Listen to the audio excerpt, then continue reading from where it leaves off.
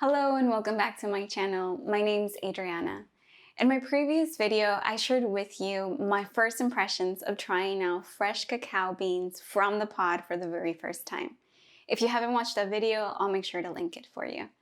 Today, what I want to do is share my experience of fermenting the beans and drying them out, and then actually roast the beans, grind the beans, and make my very first chocolatl or hot chocolate from these fresh beans. So let's get to it.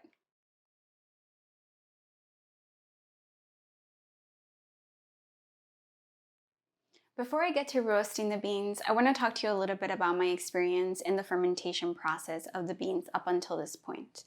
So at the end of the last video, what I did was I placed the cacao beans in a glass jar and I fermented them for about a week and a half. My process probably took a little bit longer than traditionally because I actually was using a container that didn't allow the drainage of the liquid to completely be separated from the beans. So halfway through my process, I had to physically remove the liquid myself, and that really helped to speed up the process of fermentation. I knew that the fermentation process was completely done once all of the cacao beans had turned like a very beautiful pinkish sort of salmon color. And at that point, I placed them in a baking sheet and laid them out to dry in the sun for about 3 days. My process probably took a little bit longer in that aspect too, because here in New York City, the weather is sort of in and out between cloudy and sunny. So I just did my best in putting it out in the sun to dry as much as possible.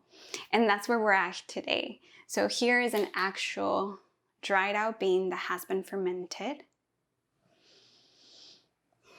It smells very subtle, just like chocolate.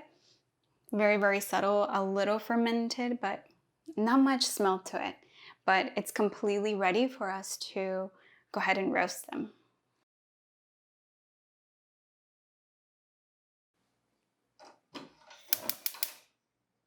To roast the beans, I'm using this cast iron skillet since I don't have a clay comal.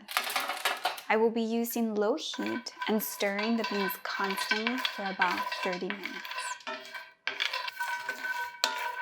So about 10 minutes have passed, and as you can tell, the beans are starting to turn sort of a golden color.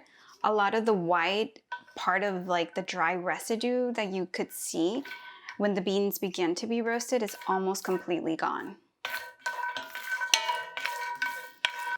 So we're at the 15-minute mark, and as you can tell, all of the beans are beautiful golden color, and some of the oils of the chocolate are coming through. They're starting to look a little bit brown, and some of the shells are already starting to sort of easily peel off.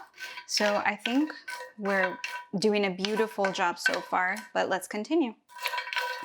So we're at about the 35-minute mark and everything just looks really beautifully golden.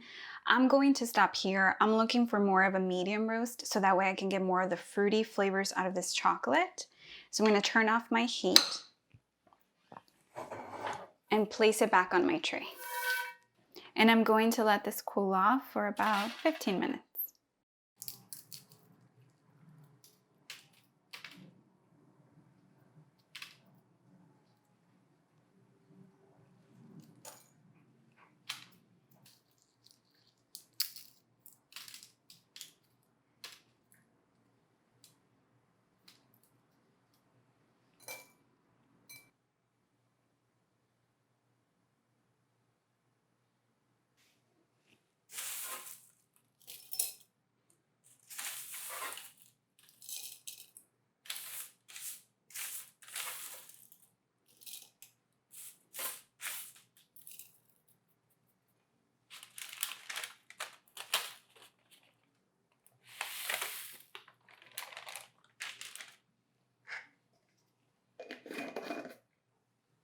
So now that the beans are roasted, we're ready to grind them. Traditionally, a metate was used, which is basically a rectangular shaped sort of stone ground tool, but I don't have one, and I'm pretty sure most of you don't have one at home either. However, I do have a molcajete. So I'm going to be trying that out to just grind a couple of the beans, but the majority of them I will be using a small high-speed blender just to help you through the process, and it's probably how you would be doing it at home as well. So let's get to it.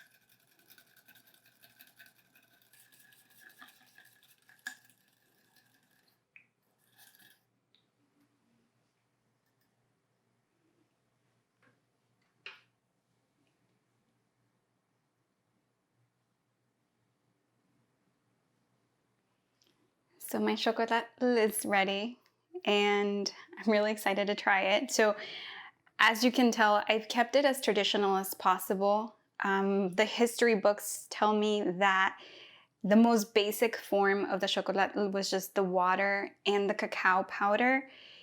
Later on, different items were added to it to add to the flavor. I really just wanted to taste it this way to really get the flavor of the actual cacao bean. Now, most of the drinks I drink, even coffee, I don't even add sugar most of the time. So obviously my palate's gonna be a little bit different than yours. I have had the traditional ceremony like cacao at Azul in Mexico City, which is one of like the greatest historians for gastronomy in Mexico. He has a beautiful encyclopedia that I often reference back to many, many times. And it was really delicious. But obviously this is extra special because I made it from scratch here at home and I'm really excited to try it. So here we go. Okay, before I try it, I have to tell you how it smells. It smells fruity. It actually smells very much like the pod, like the molassy smell of the outside lining of the pod. It smells really good. I don't get that lychee flavor anymore. It does smell a little fermented, but not much. But here we go. We'll see. We'll see what it goes like.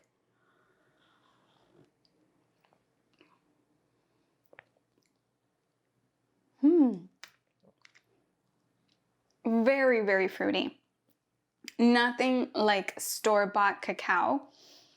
I've purchased some very supposedly traditional cacaos, but none of them have ever tasted like this.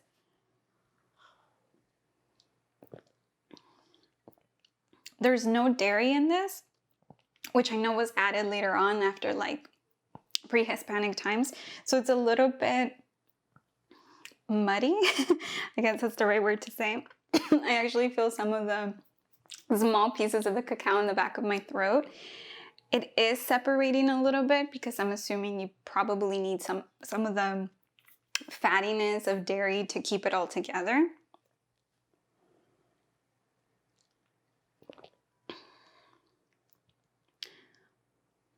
It's sweet. It's very, very surprisingly sweet. Like, I know I'm used to not drinking a lot of sugar in any of my drinks, but you still get like a very light undertone. So the beginning of it is sort of a fermented flavor. And then you get some earthiness. And then the sweetness just kind of lingers in your mouth.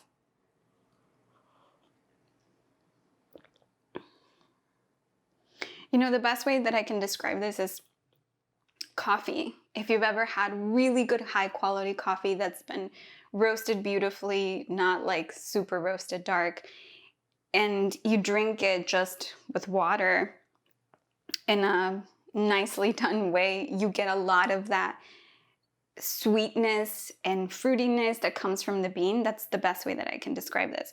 However, if you can tell, and I'm gonna try to show you as much as I can, there is a film around my cup, and that's the natural fattiness of the bean.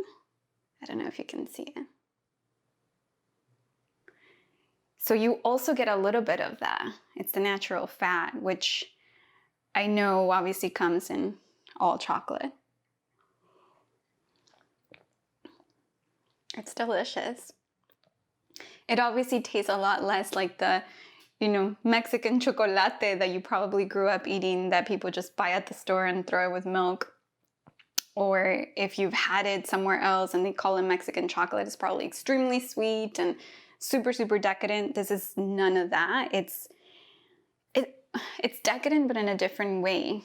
The water really allows the beautiful flavors of the fruit to come out just naturally. And I'm excited to try it in other different ways, but honestly, this is like just amazing. I'm thinking I'm definitely going to be trying out the tea that you can make out of the shells of the cacao bean. So stay tuned for that. I'll make sure to do that on another video, but I'm just gonna sit here and enjoy this. So thank you again for joining me on this adventure of tasting cacao from the pod and fermenting it and roasting it and grinding it here at home. Hopefully this inspired you to find a fresh cacao and work with it. You know, from one cacao pod, I was able to make a good amount of powder that I think will actually last me at the very least like 3 months if I was really baking a lot or making a lot of hot cocoa. But this chocolatl is just beautiful and perfect, and I hope you try it out. Buen provecho.